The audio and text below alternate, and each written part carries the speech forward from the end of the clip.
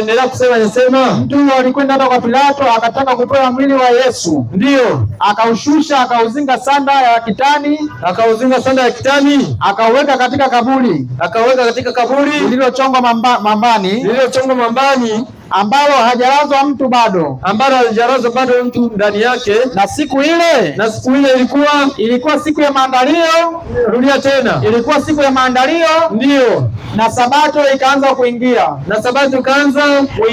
Sasa hiyo siku ya maandalio, hicho ni Kiswahili cha kizamani. Tuanze kwenye Kiswahili cha kisasa. Hiyo siku ya maandalio inaitwaje? Luka 23:54. Soma hiyo Biblia ya Good News. Inasemaje? Inasema katika 54. Ndio, inasema siku hiyo ilikuwa Ijumaa.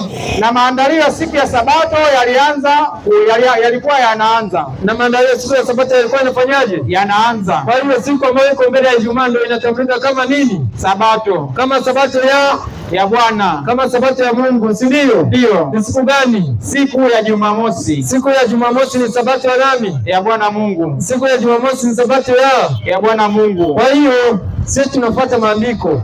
Maandiko yanasema siku ya saba ni Sabato ya Bwana Mungu. Hiyo Biblia, naomba nisome kitabu cha Mathayo 28 mstari wa kwanza. Inasemaje?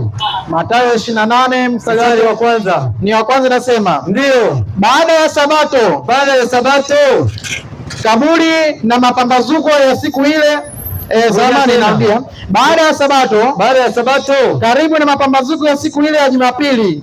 Baada ya Sabato karibu na mapambazuko ya siku ile ya ipi? Siku ya Jumapili. Kwa hiyo siku ya Jumapili ndio siku inayofuata baada ya nini? Baada ya Sabato. Baada ya Sabato. Na Sabato ni siku ya ngapi?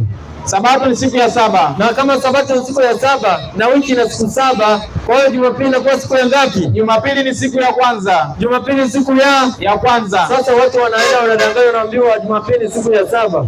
Ukweli wa Biblia unasema Jumapili ni siku ya ngapi? Ya kwanza. Jumapili ni siku ya kwanza, si ndio? Ndio. Hapo kuna kitabu kinaitwa Katekisimu. Iko. Naomba usome kwa ngozi.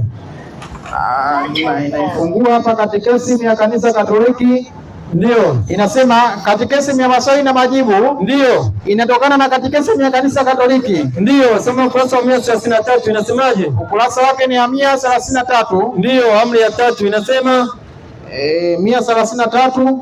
Amri ya 3 inasema, endelea kusoma. Iweke kitakatifu siku ya Mungu. Iweke kitakatifu siku ya Mungu. Hawa ni Wakatoliki wanasema. Endelea kusema. Katika Agano la Kale Mungu aliitenga siku ya saba. Iwe siku ya mapumziko kwa wanadamu. Kama vile yeye mwenyewe alipopumzika siku ya saba. Ndio. Ilikuwa ni siku maalum ya wanadamu kusali na kumwabudu Mungu. Ndio. Inasema katika Agano Jipya wao wanasema, Wakatoliki wanasema katika Agano Jipya siku ya Bwana ilibadilishwa. Siku ya Bwana ilifanyaje? Ilibadilishwa. Rudia tena. Siku ya Bwana ilibadilishwa. Rudia tena. Siku ya Bwana ilibadilishwa. Kama ilibadilishwa ilikuwa siku gani? Nakuwa siku ya Jumapili. Siku ya Jumapili. Endelea.